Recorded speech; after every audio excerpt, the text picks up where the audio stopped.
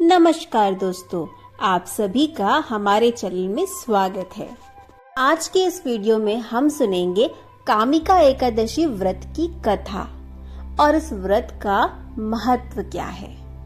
तो चलिए इस वीडियो की शुरुआत कर लेते हैं। युधिष्ठिर ने भगवान श्री कृष्ण से कहा, हे प्रभु, मैंने आषाढ़ मास के शुक्ल पक्ष की देवशयनी एकादशी का सविस्तार वर्णन सुना है। अब आप मुझे श्रावण माह के कृष्ण पक्ष की एकादशी की कथा सुनाने की कृपा करें। इस एकादशी का नाम क्या है? इसमें किस देवता का पूजन होता है?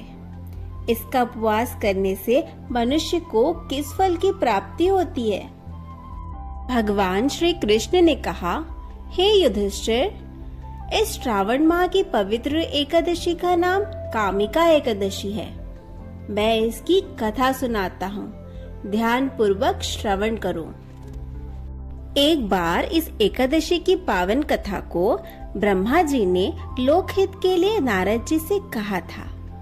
एक समय नारद जी ने कहा, हे पितामह, आज मेरी श्रावण के कृष्ण पक्ष की एकादशी की कथा सुनने की इच्छा है, अतः आप इस एकादशी की व्रत की कथा विधान सहित सुनाइए। नारद जी की इच्छा को सुन ब्रह्मा जी ने कहा, हे नारद, आपने बहुत ही सुंदर प्रस्ताव किया है। अब आप बहुत ध्यान पूर्वक इसे श्रवण कीजिए। श्रावण मास के कृष्ण पक्ष की एकादशी का नाम कामिका एकादशी है। इस एकादशी की कथा सुनने मात्र से ही वाजपेयी यज्ञ के फल की प्राप्ति होती है।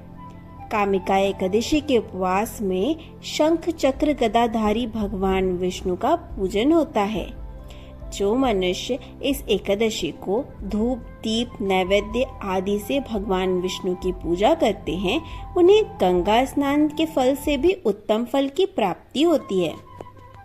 सूर्य ग्रहण और चंद्र ग्रहण में केदार और कुरुक्षेत्र में स्नान करने से जिस पुण्य की प्राप्ति होती है, वह पुण्य कामिका एकादशी के दिन भगवान विष्णु की भक्ति पूर्वक पूजा करने से प्राप्त हो जाता है। ब्रह्मा जी ने कहा, हे नारद, जो मनुष्य इस दिन तुलसी दल से भक्ति पूर्वक भगवान विष्णु का पूजन करते हैं, वे संसार सागर में रहते हुए भी इस प्रकार अलग रहते हैं जिस प्रकार कमल पुष्प जल में रहता हुआ भी जल से अलग रहता है। तुलसी दल से भगवान श्री हरि का पूजन करने का फल एक बार स्वर्ण और 4 बार चांदी के दान के फल के बराबर है। भगवान विष्णु रत्न, मोती, मणि आदि आभूषणों की अपेक्षा तुलसी दल से अधिक प्रसन्न होते हैं। इस व्रत का महत्व बताते हुए ब्रह्मा जी कहते हैं कि हे नारद, स्वयं भगवान ने अपने मुख से कहा है कि मनुष्य को आध्यात्म विद्या से जो फल प्राप्त होता है, उससे अधिक फल कामिका एकादशी व्रत करने से मिलता है। उस उपवास के करने से मनुष्य को न यमराज के दर्शन होते हैं, न ही नरक के कष्ट भोगने पड़ते हैं। वह स्वर्ग का अधिकारी बन जाता है। ब्रह्मा जी नारद जी से कहते हैं कि ये तो थी कामिका एकादशी व्रत का महत्व। चलिए अब मैं आपको सुनाता हूँ कामिका एकादशी व्रत की कथा। एक गांव में एक वीर क्षत्रिय रहता था। एक दिन किसी कारणवश उसके ब्राह्मण से हाथापाई हो गई और ब्राह्मण की मृत्यु हो गई। अपने हाथों मारे गए ब्राह्मण की अंतिम क्रिया उस क्षत्रिय ने करनी चाहिए, परंतु पंडितों ने उसे क्रिया में शामिल होने से मना कर दिया।